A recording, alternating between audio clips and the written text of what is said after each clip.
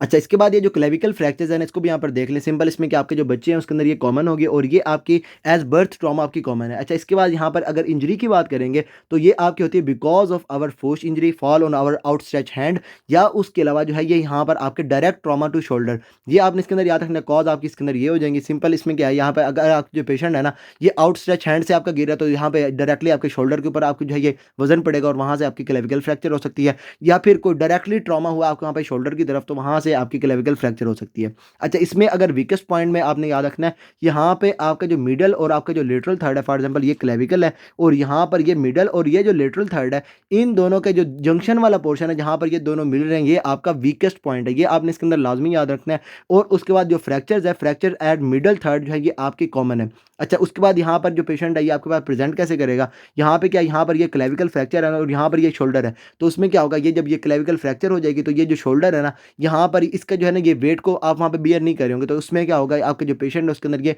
Shoulder drop आपको नजर आ रहा होगा और शॉर्ट एंड क्लेविकल जो है ये नजर आ रही होगी। अच्छा, इसमें क्या होगा, यहाँ पे जो लेटरल फ्रैगमेंट है ये आपका डिप्रेस कर जाएगा। Lateral fragment is depressed due to arm weight and medially rotated by arm adductors. तो यहाँ पर क्या होगा, ये जो आपका होगा ना ये लेटरल सेगमेंट ये आपका डिप्रेस्ड होगा और मीडियली रोटेटेड आपका होगा। और यहाँ पर आपने एडक्टर्स में याद रखना है, पेक्टोरलिस मेजर जो है ये आपका काम करेगा और यहाँ पर ये मीडियल आपकी जो है ना ये रोटेशन आपको नज़र आ रही होगी।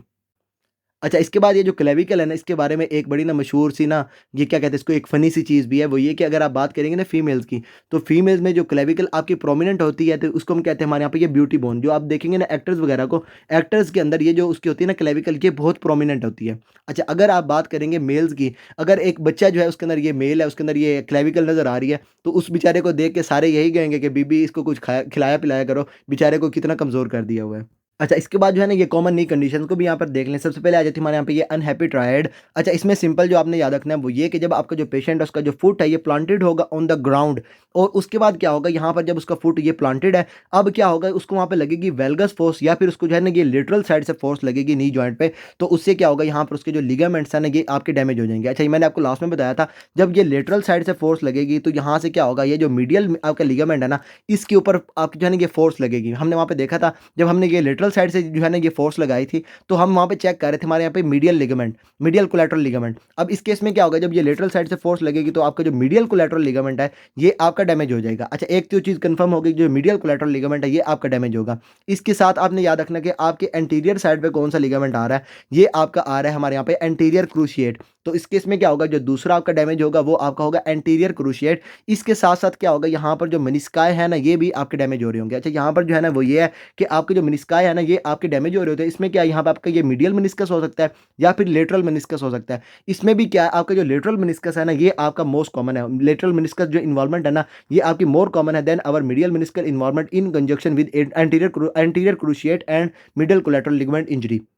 अच्छा, उसके बाद जो पेशेंट है जब ये प्रेजेंट करेगा तो ये आपके पास प्रेजेंट करेगा एक्यूट पेन के साथ। और उसके बाद जो जॉइंट है ना ये आपको वहाँ पे इंस्टेबिलिटी होगी। वहाँ पे क्या होगा, जो जॉइंट है ना ये आपका नॉर्मल नहीं होगा। मैंने आपको लास्ट में बताया था हमारे यहाँ पे ये एंटीरियर ड्रॉट साइन जो है ये आपका पॉजिटिव होगा।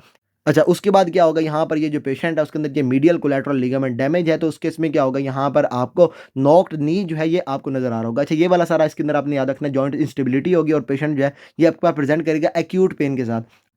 और उसके बाद जो आपने इसके अंदर याद रखना है वो ये कि एंटीरियर क्रूशिएट, उसके बाद ये मीडियल कोलैटरल, इसके साथ साथ आपका मीडियल मेनिस्कस हो सकता है या फिर आपका वहाँ पे लेटरल मेनिस्कस हो सकता है जो आपका वहाँ पे डैमेज हो रहा होगा। अच्छा, इसके बाद जो है ना दूसरा आ जाएगा हमारे यहाँ पे ये प्री पेटेलर बर्साइटिस। अच्छा, यहाँ पर जो है ना ये प्री पेटेलर बर्साइटिस में तो सिंपल है, आपके वहाँ पे आइटिस से हो जाएगी इन्फ्लेमेशन। जो प्री पेटेलर बर्सा है वहाँ पर जो इन्फ्लेमेशन होगी वो आपकी हो जाएगी प्री पेटेलर बर्साइटिस। इसमें क्या होगा, यहाँ पे आपकी जो इन्फ्लेमेशन होगी ये आपकी होगी in front of knee cap. यहाँ पर जो है ना ये इन्फ्लेम्ड जो आपको वहाँ पे है ना ये प्री पेटेलर बर्सा, ये आपको वहाँ पे इन्होंने शो भी किया हुआ है। अच्छा, इसके बाद यहाँ पर जो इंजरी है ना ये आपने इसके अंदर याद रखना, can be cause by our repetitive trauma और प्रेशर फ्रॉम एक्सेसिव नीलिंग। अच्छा, इसमें क्या आपको वहाँ पे जो हाउस मेड्स हैं उसके अंदर ये हाउस मेड नी जो है ये आपकी क्या होती है, आपको ये जो है ना ये प्री पेटेलर बर्साइटिस जो है आपको नजर आ रही होती है। सिंपल आपने इसके अंदर ये चीज़ें याद रखनी है और कोई याद रखने की ज़रूरत नहीं है।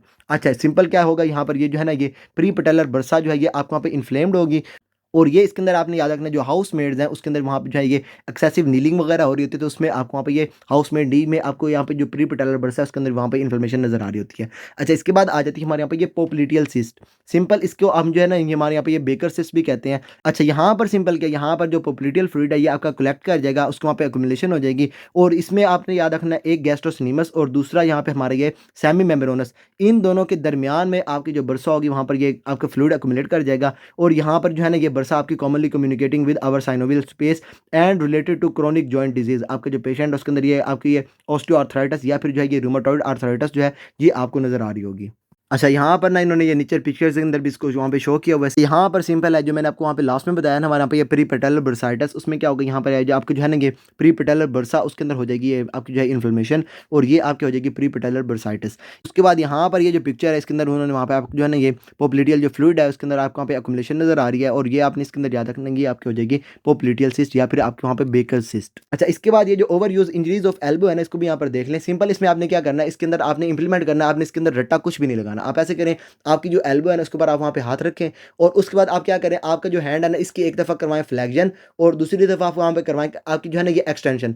जब आप एक्सटेंशन करवाएंगे तो यहाँ पर आपकी जो होगी ना लेटरल साइड, जो लेटरल एपिकंडाइल होगा उस साइड के आपके जो मसल्स हैं ये आपके करवाएंगे, क्या कहते हैं इसको, वहाँ पे कंट्रैक्शन। जब आप वहाँ पे फ्लैक्शन करवाएंगे तो आपकी जो मीडियल कंडाइल होगी ना, मीडियल एपिकंडाइल, उस साइड के जो मसल्स हैं ये आपके वहाँ पे करवा रहे होंगे, क्या कहते हैं इसको, वहाँ पे फ्लैक्शन, उसको वहाँ पे जो है ना ये फ्लैक्शन करवा रहे होंगे, वहाँ पे जो है ना आपकी मीडियल साइड वाले जो मसल्स होंगे वो आपके वहाँ पे कंट्रैक्ट कर रहे होंगे।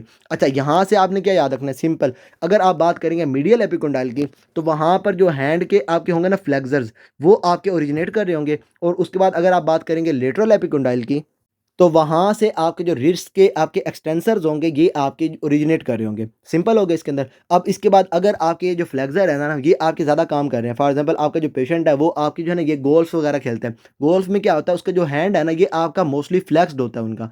तो वहाँ पर क्या होगा, जब ये बात करेंगे आपकी ये मीडियल आपकी ये एल्बो टेंडिनोपैथी या फिर इसके अंदर ये गोल्फर्स एल्बो, तो वहाँ पर क्या होगा, यहाँ पर ये जो है ना रिपीटेटिव जो है पेशेंट के अंदर होगी ये रिस्ट फ्लेक्शन, और ये इडियोपैथिक भी हो सकती है इसके अंदर। तो उसकी वजह से क्या होगा, ये जो मीडियल एपिकोंडाइल है वहाँ पर उसको होगी पेन, और ये आपकी क्या हो जाएगी, ये गोल्फर्स एल्बो। अच्छा, इसके बाद दूसरी है हमारे यहाँ पे ये आपकी ये टेनिस एल्बो। सिंपल इसमें क्या होता है, जब ये पेशेंट टेनिस खेल रहा होता है ना, तो उसमें क्या होता है, ये जो आपका होता है ना ये एक्सटेंशन ये हैंड की ज़्यादा हो रही होती है, तो वहाँ से क्या होता है ये पेशेंट के अंदर ये रिपीटेटिव आपकी ये रिस्ट की एक्सटेंशन होती है, और उसकी वजह से क्या होगा, यहाँ पर जो पेशेंट है उसके अंदर ये, क्योंकि आपको वहाँ पे एक्सटेंशन हो रही है, तो आपके जो ओरिजिनेट हो रहे हैं आपको वहाँ पे लेटरल एपिकोंडाइल से हो रहे हैं, तो वहाँ पे आपको पेन होगी कहाँ पर, ये लेटरल एपिकोंडाइल पे। आपके वहाँ पे इडियोपैथिक हो सकती है, या फिर आपकी जो है ये रिपीटेटिव रिस्ट फ्लेक्शन की वजह से होगी, तो आपको वहाँ पे ये पेन होगी मीडियल एपिकोंडाइल पे। अगर रिपीटेटिव आपकी है रिस्ट एक्सटेंशन या फिर इडियोपैथिक है, तो उस केस में आपको यहाँ पे ये लेटरल एपिकोंडाइल जो है ना वहाँ पे आपको पेन हो रही होगी। बाकी आपने सिंपल इसके अंदर याद रख लेना कि टेनिस एल्बो में क्या होगा, यहाँ पर ये जो लेटरल एपिकोंडाइल है वहाँ पे पेन होगी, और जो गोल्फर्स एल्बो है वहाँ पर आपका जो मीडियल एपिकोंडाइल है वहाँ पर आपको पेन हो रही होगी। तो ये सारा इस वीडियो के अंदर था। फर्दर आपको इसके अंदर कोई भी प्रॉब्लम हो then you can ask me, and till then Allah हाफिज़।